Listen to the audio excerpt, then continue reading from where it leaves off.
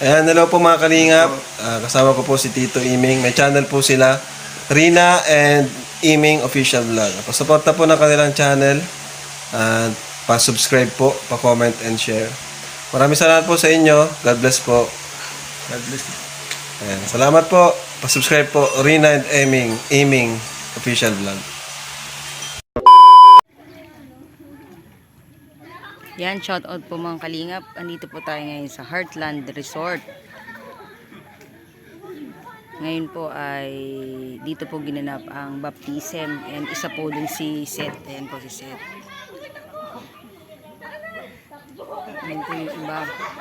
Kasama po natin si Tita Melba, ang bunsong kapatid po ni Ate Edna Vlogs.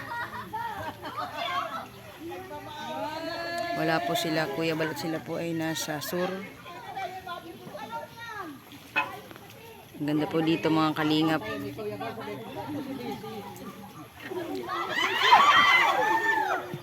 Pang pamilya po ito.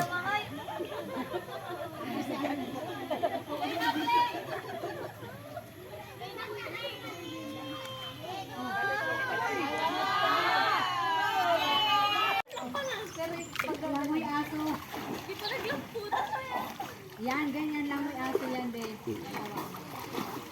Ano, lang may aso. Seth. Yan ang gawa niya, Set. lang may aso. Yan, nakadanak ng ano ay. Religion. Ay siya. Paano energy? Tama si Duday. Si Duday, laking ano yan. Laking fish pond. Laking irrigation. Alaysa. Kaya Halikod siya, oh. Hoy, pumunta na kayo dito. At ako dito ang sag. Pumarinin na. Oo, una na, maghanap dyan ng ano. Yung piso! Piso. Mahiya! Madilim nga. Tita, malalim dyan. Huwag ka dyan. Doon ka dapat, oh.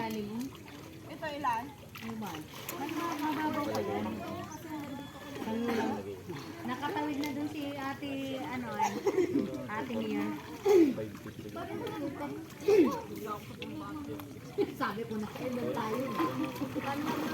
Ano, tulala ka lang. Sabi, baba na.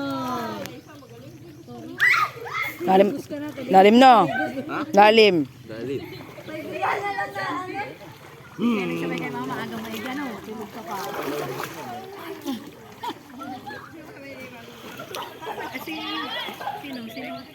Si Kuya Ulan. Yan, shout out po kay Ate Isilin Rosgal. Shout out po sa'yo. Kagat, kagat ng ano, sausaw asukal. Isa na rin, lubak lang. Sabi mo ka rin magpalitan. Kung may margarine. Bakit ka lang? Ligo ka na nga, swimming ka na doon. Naya na baga si Disay. Ganun-ganun, kamay sa kapaan. Ano yung Disay?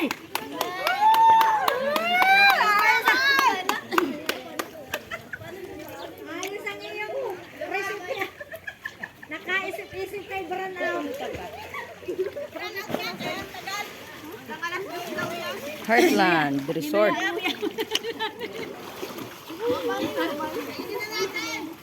Langit na muna kayo. Gaganyan-ganyan siya.